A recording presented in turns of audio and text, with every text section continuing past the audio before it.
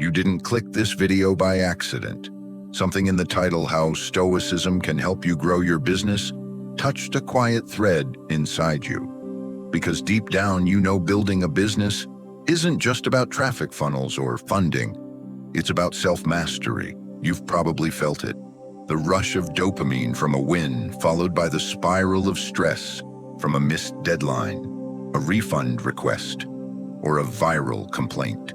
You've ridden the waves of high ambition and low patience.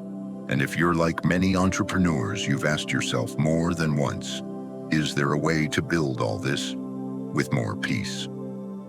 That's where Stoicism enters, not as ancient trivia, but as a quiet framework for real decisions, in real boardrooms, with real stakes. Marcus Aurelius, the Roman emperor who ruled one of the largest empires in history, wasn't just a warrior. He was a reluctant leader who wrote meditations to calm his own mind amidst political chaos. His words aren't dusty, they're practical. And over the next few minutes, you'll see how. You'll explore 3 Stoic strategies. 1. How to stop wasting energy on things outside your control.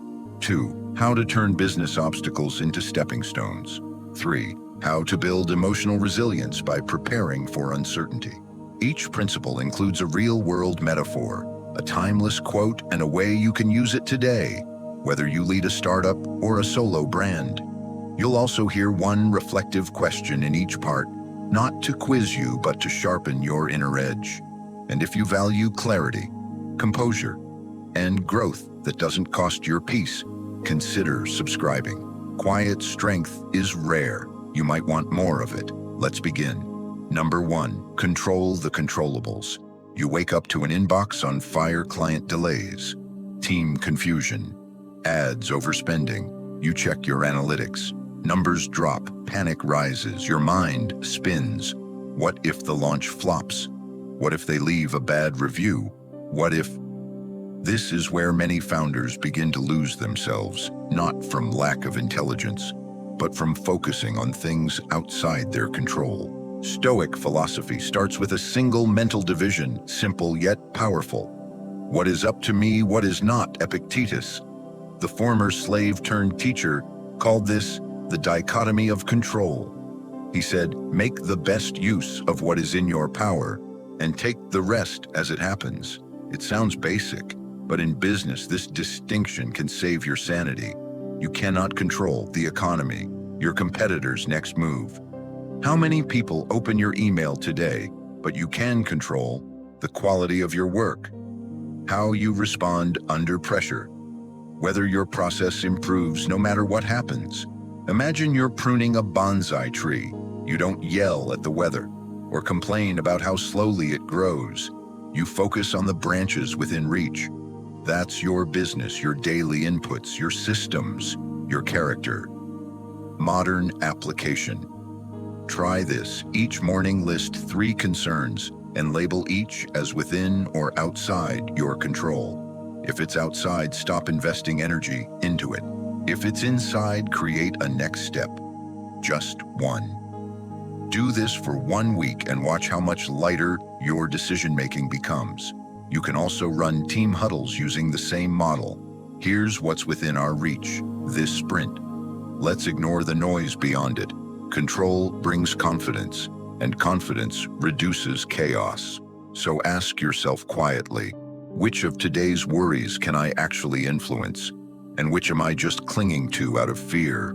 When you start leading from this mindset, people trust you more, not because you know everything, but because you're steady. And steadiness is rare in a noisy business world. Focus on the controllables. The rest will still happen, but it won't own you.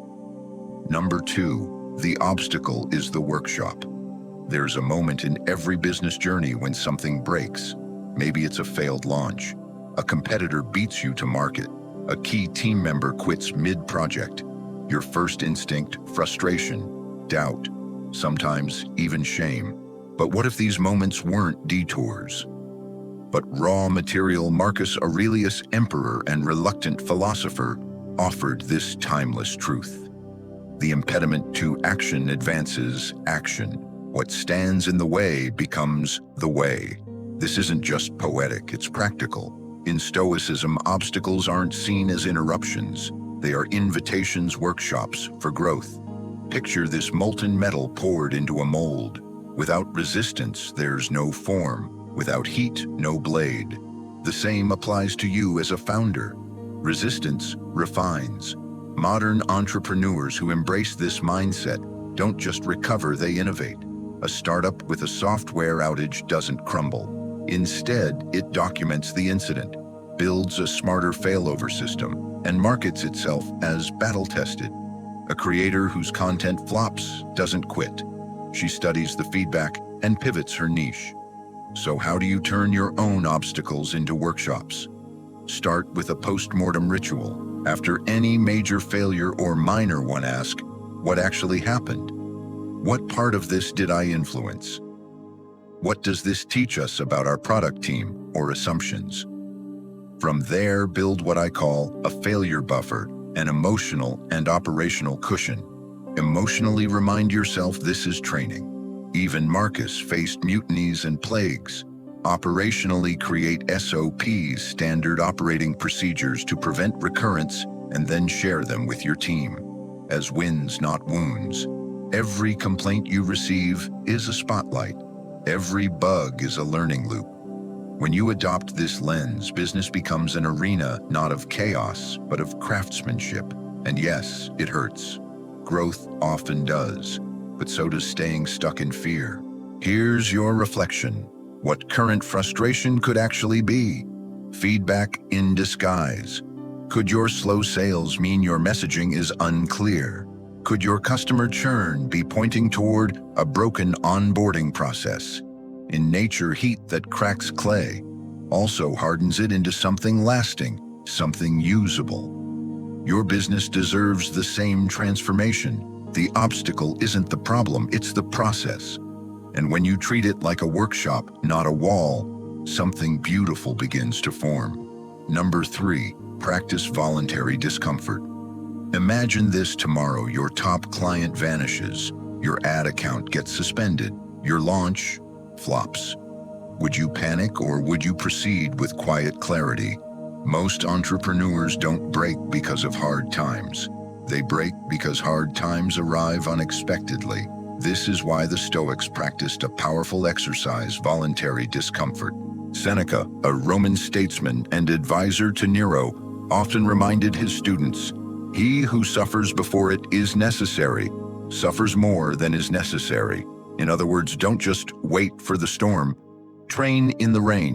Seneca would occasionally sleep on the floor, wear rough clothes, or eat the simplest meals, not because he had to, but to remind himself he could. By doing so, he removed the fear of losing comfort and built emotional durability in advance.